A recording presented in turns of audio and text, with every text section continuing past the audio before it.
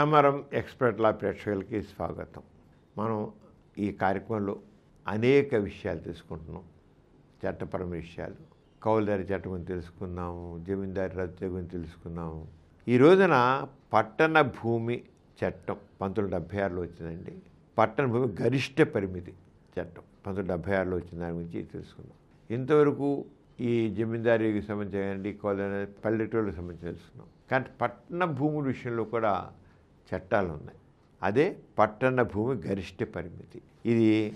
దీని గురించి కొన్ని విషయాలు తెలుసుకున్నాం. భూ సంస్కరణలు అంటే గ్రామీణ ప్రాంతాల్లో భూమి వికేంద్రీకరణ, భూమి లేని పేదలకు, సొంత భూమి లేని కౌలుదారులకు భూమిని పంచడం అని భావించబడుతుంది. అది వాస్తవమైనప్పటికీ భూ సంస్కరణ కేవలం వ్యవసాయ భూములకే పరిమితి కాదు, పట్టణ ప్రాంతాలకు కూడా అవసరమే. అందువలన భూ సంస్కరణ గురించి చర్చించుకునే సమయంలో పట్టణ ప్రాంతాల్లో భూ సమస్యల గురించి కూడా తప్పనిసరిగా తెలుసుకోవాలి. పట్టణాల్లో భూ సమస్యలకు సంబంధించిన ప్రధాన శాస్త్రం పట్టణ భూమి గరిష్ట పరిమితి చట్టం 1976. ఈ చట్టం గురించి తెలుసుకోవడం అవసరం. పారిశ్రామిక వృద్ధి, నగరీకరణ, పట్టణాల్లో ఉద్యోగ అవకాశాలు ఎక్కువగా ఉండటం, విద్యా అవకాశాలు ఎక్కువగా ఉండటం తదితర కారణాలన గ్రామాల నుంచి పట్టణాలకు ప్రజలు వలస రావడం ప్రారంభమైంది.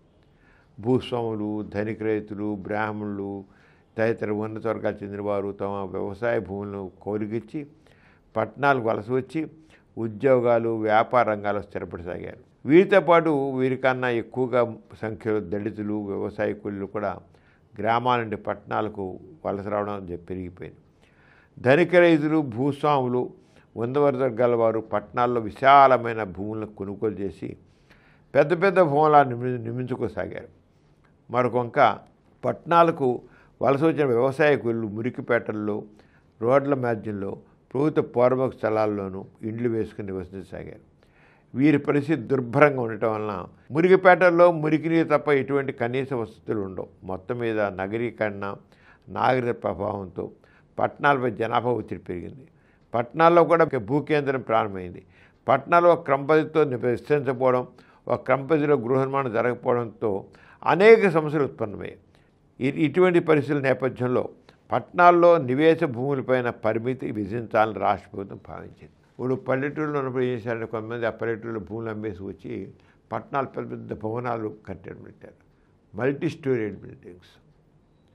వాళ్ళు పల్లెటూరులో భూములు అమ్మేసుకున్నారు, వాళ్ళ డబ్బులు ఉన్నాయి, వచ్చేసి కానీ పల్లెటూరు వచ్చినప్పుడు కట్టేశారు. అందరికీ కొంతమంది ఇలాగా. వాళ్ళతో పాటు పేద ప్రజలు కూడా పల్లెటూరులో ఏం పనులు లేక పట్టణాలకు వచ్చేసి పట్టణాల్లో ఏమో దొరుకుతామో, కూలి పని దొరుకుతామో, ఇంకోటి దొరుకుతామో అనేదిగా వాళ్ళు ప్రయత్నం చేయడానికి. వాళ్ళు ఉండడానికి మరి పేద ప్రజలు కదా, అది ఎక్కడ స్థలం లేకపోతే ఎక్కడో రోడ్ల పక్కనో ఎక్కడో ఖాళీ స్థలాలను ఇల్లు వేసుకుని మురికివాడలు, అందుకని స్లమ్స్ మురికివాడలు అని అంటారు.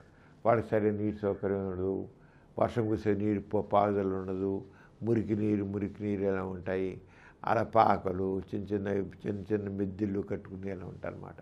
దీంతో రకరకాల పట్టణాల సమస్య కూడా ఎదురైంది. ఈ విషయంలో ప్రభుత్వం కూడా చాలా దీన్ని ఎలా కంట్రోల్ చేయాలి ఏంటని ప్రభుత్వం ఇటు పరిశీలన పట్టణాల్లో నివేశ భూములపైన పరిమితి విధానాలు ప్రభుత్వం రాష్ట్రం ప్రవహించింది. భారత రాజ్యాంగం ప్రకారం ఈ అంశం రాష్ట్ర ప్రభుత్వ జాబితా కిందకు వస్తుంది. అయితే 2 లేక అంతకన్నా ఎక్కువ రాష్ట్రంలో శాసనసభలు ఒక తీర్మానం చేసి తమ పరిధిలోని అంశంపై చట్టం చేయవలసినగా కేంద్ర ప్రభుత్వం కోరవచ్చునని భారత రాజ్యాంగంలో 252 అధికారంలో క్లాజ్ 1 పేర్కొనబడింది. ఈ అవకాశం వినియోగించుకుని ఆంధ్రప్రదేశ్, గుజరాత్, పంజాబ్, హర్యానా, ఉత్తరప్రదేశ్, త్రిపుర, పశ్చిమ బెంగాల్, కర్ణాటక, మహారాష్ట్ర శాసనసభలు తీర్మానం చేశాయి. తదనుగుణంగా కేంద్ర ప్రభుత్వం ఈ చట్టంను రూపొందించగా పార్లమెంట్లో ఉభయ సభలు ఈ చట్టంను ఆమోదించాయి. తదనంతరం మన రాష్ట్రంతో సహా అన్ని రాష్ట్రాలు ఈ చట్టం తమ రాష్ట్రాలకు అనుమతింపజేసుకున్నాయి. ఇది పట్టణ భూమి గరిష్ట దాని ఎలా ఉండాలని కేంద్ర ప్రభుత్వం చేసింది. ఈ రాష్ట్రాలు దానికి కానీ అనేక కారణాల వల్ల ఈ చట్టం అనుకున్న లక్ష్యాన్ని సాధించడంలో ఘోరంగా విఫలమైంది. ఆచరణలో పట్టణాల్లో భూముల ధరలు విపరీతంగా పెరిగిపోయాయి. రాజకీయ నాయకుల అండదండతో స్థానిక నాయకులు ఈ చట్టాన్ని యథేచ్ఛగా ఉల్లంఘించి అనేక అక్రమ కట్టడాలు పూనుకున్నారు. దీంతో అవినీతి బాగా పెరిగిపోయింది. అందువలన నిరుపయోగమైపోయిన ఈ చట్టాన్ని రద్దు చేయాలని భావించడం జరిగింది. రాజ్యాంగ నిబంధనల ప్రకారం రాష్ట్ర ప్రభుత్వం కోరిక మేరకు ఈ చట్టం చేయబడి ఉన్నదన్న తిరిగి రాష్ట్ర ప్రభుత్వంలో కోరితేనే ఈ చట్టం రద్దు చేయడం సాధ్యమవుతుంది. 1998లో పంజాబ్ మరియు హర్యానా రాష్ట్ర ప్రభుత్వం విడివిడిగా తీర్మానాలు ఆమోదించాయి. వెంటనే కేంద్ర ప్రభుత్వం 1999లో మరి ఒక చట్టం ద్వారా ఈ చట్టం రద్దు చేసేసింది. అంటే కేంద్ర ప్రభుత్వం చట్టం లేకుండా చేసింది. కారణం ఏమైనప్పటికీ ఆంధ్రప్రదేశ్ ప్రభుత్వం మాత్రం ఈ చట్టంను ఉపసంహరించలేదు. అయితే పట్టణ ప్రాంతంలోని భూ గరిష్ట పరిమితి పెంచబడింది. అందులో కేంద్ర ప్రభుత్వం ఈ చట్టం రద్దు చేసినప్పటికీ రాష్ట్ర శాసనం తదనుగుణంగా ఇటువంటి తీర్మానం ఆమోదించినందువలన ఆంధ్రప్రదేశ్కి సంబంధించిన ఈ చట్టం కొనసాగుతూనే ఉన్నది. ఇప్పుడు చట్ట నిబంధనల గురించి కొంత తెలుసుకుందాం. పట్టణానికి నిర్వచనం ఏంటంటే, పట్టణానికి ఈ చట్టంలో ఇవ్వబడిన నిర్వచనాన్ని బట్టి మైనర్ మున్సిపాలిటీలు, మేజర్ మున్సిపాలిటీలు, మున్సిపల్ కార్పొరేషన్లకు పట్టణం అనే పదం వర్తిస్తుంది. అయితే ఏది పట్టణం అనేది మున్సిపాలిటీలు కానివ్వండి, మేజర్ మున్సిపాలిటీ కానీ, మున్సిపల్ కార్పొరేషన్లు వచ్చాయి. అయితే ఆ క్రమంలో పట్టణానికి ఆనుకున్న కొన్ని నిర్దిష్ట శివారు ప్రాంతం కూడా పట్టణ ప్రజలకి వస్తుంది. ఈ ప్రాంతాన్ని అంతా కలిపి ఆగ్లామరేషన్ అంటారు. అంటే ఈ అర్బన్ ఆగ్లామరేషన్ పద్ధతిలోకి ఈ ఒక పట్టణ ఆనుకుని ఉండే కొన్ని చిన్న చిన్న గ్రామాలు, కంటోన్మెంట్స్ ప్రాంతాలు, రైల్వే కాలనీలు, విశ్వవిద్యాలయ ప్రాంగణాలు, కొన్ని సందర్భాల్లో కొన్ని వ్యవసాయ భూములు కూడా రావడానికి అవకాశం ఉంటుంది. అయితే రెవెన్యూ రికార్డుల ప్రకారం మరి పట్టణ మాస్టర్ ప్లాన్ ప్రకారం కూడా ఇది వ్యవసాయ భూమి అయినట్లయితే అటువంటి భూమి ఈ చట్ట పరిధిని మినహాయించబడుతుంది. అదే సమయంలో పాడి పరిశ్రమకు, కోళ్ళ పరిశ్రమకు, పట్టణాభివృద్ధికి ఉపయోగించబడుతున్న భూమి కేవలం గడ్డి పెంచబడుతున్న భూములు మాత్రం వ్యవసాయ భూములుగా, పైగా నిర్ధారించబడిన పట్టణ ప్రాంతాల భూములుగా ఈ చట్టం వర్తిస్తుంది. అంటే ఏది ఇప్పుడు ఎప్పుడైతే పట్టణ విస్తరణ జరుగుతుందో, ఏ భూములు పట్టణ దీంట్లో వస్తాయి ఏమిటి, ఏదైతే మళ్ళీ ఏదైతే గ్రామీణ దానికి సంబంధించిన వస్తాయి అనేది కొంత నిర్దిష్టంగా చేసిందన్నమాట. అర్బన్ ఏగ్లామరేషన్ వర్గీకరణ భూకరిషి ఎలాగా ఏంటి అనేది, ఈ పట్టణాలు ఒకటి కాదు, అందువల్ల ఆయా పట్టణాల జనాభాను బట్టి అర్బన్ ఏగ్లామరేషన్ అనే 4 కేటగిరీలు విభజించబడ్డాయి.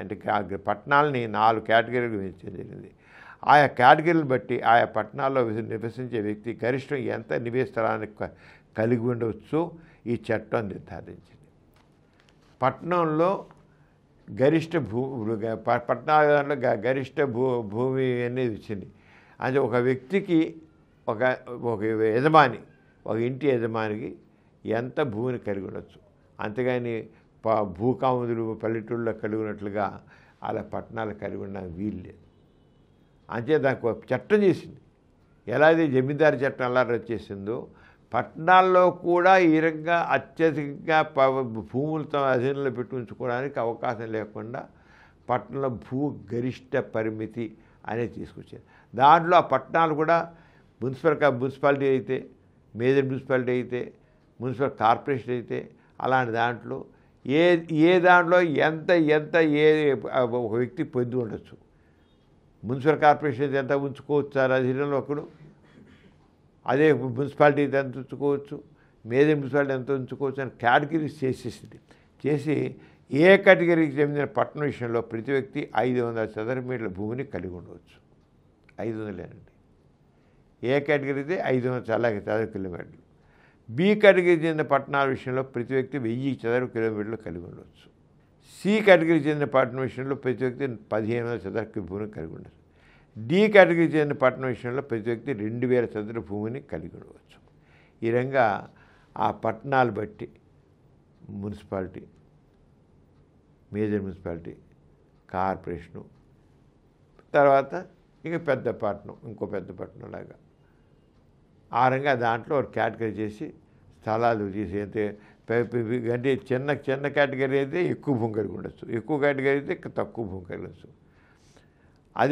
అదే సమయంలో ఒక వ్యక్తి విభిన్న కేటగిరీకి చెందిన పట్టణాల్లో భూమిని కలిగి ఉండటం జరగవచ్చు. అటువంటి సందర్భంలో ఒక సీలింగ్ లిమిట్ కింద విధంగా ఉంటుంది.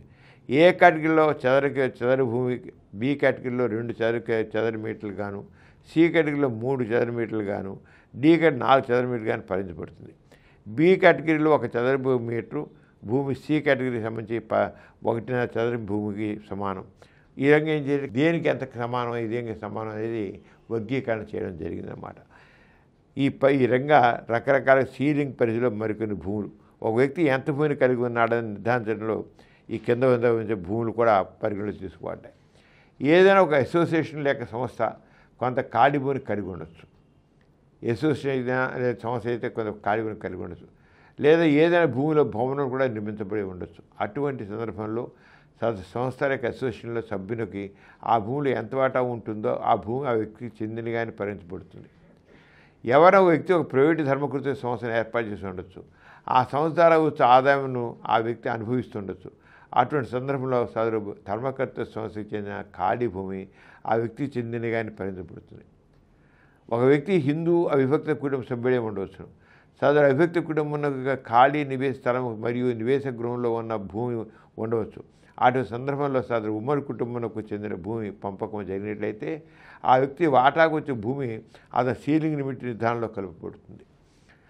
4. ఒక వ్యక్తి ఏదైనా గృహ నిర్మాణ సహకార సంఘంలో సభ్యుడే ఉండి కొంత భూమిని కలిగి ఉండొచ్చు. ఆ వ్యక్తి యొక్క సీలింగ్ లిమిట్ నిర్ధారించట్లో ఆ భూమిని కూడా పరిగణలోకి తీసుకోబడుతుంది. 5. ఒక వ్యక్తి కొంత ఖాళీ స్థలం కలిగి ఉండొచ్చును. అదేవిధంగా మరొక ఖాళీ స్థలంలో కొంత భవనం ఇల్లు కట్టబడి ఉండొచ్చును. ఇటువంటి సందర్భంలో ఆ వ్యక్తి సీలింగ్ లిమిట్ నిర్ధారించడంలో ఆ భవన విస్తీర్ణము మరియు భవనం ఆనుకున్న ఖాళీ స్థలం కూడా పరిగణలోకి తీసుకొనబడుతుంది. 6. ఒక వ్యక్తి ఒక గృహ సముదాయంలో నివేశ గృహం ఉండి ఉండొచ్చు. ఆ వ్యక్తి యొక్క సీలింగ్ లిమిట్ను నిర్ధారించడంలో ఆ గృహ సముదాయంలో అతని నివేశ గృహం యొక్క విస్తీర్ణము ఆ భవన సముదాయానికి అనుబంధంగా ఉన్న ఖాళీ ప్రదేశంలో అతనిగా వాటా కూడా పరిగణిస్తుంది. అది ఈ రకంగానండి అర్బన్ ల్యాండ్ సీలింగ్ వచ్చిందండి. ఇలాగ అనేకమైన క్లాజులు ఎంతో వివరంగా ఇంకా వర్గీకరణ జరిగింది. కానీ చాలా ఎక్కువ వివరాలు చేశారు. ఇవన్నీ కూడా లీగల్ విషయాలే అని చెప్పిన వచ్చినప్పుడు అడ్వకేట్ని కలిసి అలా చేయొచ్చు. అది ఎవరైనా ఏదైనా చేసినట్టే వాళ్ళకి ఉండవలసిన ఎక్కువ భూమి కలిగి ఉన్నట్లయితే ఆ విషయంలో ఎలాగా ఆ సమస్య పరిష్కరించుకోవాలి ఏంటని. ఎందుకంటే ధర్మ సంస్థలకి విద్యా సంస్థలకి వాటి కూడా భూములు ఉన్నాయి. దానిలో కొన్ని ఆ విద్యా భూముల్లో కొంత వ్యక్తులకి భూమి ఉంటుంది. ఒక వ్యక్తి ఒక స్కూల్కి భూమి ఇవ్వచ్చు, కానీ ఆ భూమి ఆ వ్యక్తికి చెందేట్టు ఉంచుకోవచ్చు. స్కూల్ కట్టచ్చు, లేదా ఒక ధర్మ సంస్థ కాదు ఒక మత సంస్థకి వచ్చి ఉండొచ్చు. ఇస్తే ఆ వ్యక్తికి అది ఆ వ్యక్తిదే అవుతుంది. ఆ వ్యక్తి అయినట్టు అప్పుడు దాంట్లో ఎంత అది హక్కుత ఉంటుందా ఉండదా ఏంటి, ఇలాంటి ఎన్నో లీగల్ చట్టపరమైన విషయాలు ఎన్నో ఉన్నాయి. అవన్నీ కూడా మరి అడ్వకేట్తో మాట్లాడి వివాదం వచ్చినప్పుడు దాన్ని అది కోర్టు ద్వారా వారు పరిష్కరించుకోవాలి. ఈ రంగీ చట్టం ఈ విషయాలను కూడా మనం చాలా తెలుసుకున్నాం. మరొక విషయం పైన నెక్స్ట్ ఎపిసోడ్లో కలిసి మాట్లాడదాం. అంత సెలవు, మరి నమస్తే. ఈ కార్యక్రమం మీకు ఎంతో నచ్చింది కదా. ఇటువంటి మరిన్ని వీడియోల కోసం అనతి కాలంలోనే 20 కోట్లకు పైగా వ్యూస్ సాధించిన సమరం ఛానల్ సమర్పించు సమరం ఎక్స్పర్ట్ల ఛానల్కు సబ్స్క్రైబ్ చేయండి, లైక్ చేయండి, మీ ఫ్రెండ్స్కి షేర్ చేయండి. అలాగే ప్రక్కనున్న గంట సింబల్ని ప్రెస్ చేయడం మర్చిపోకండి.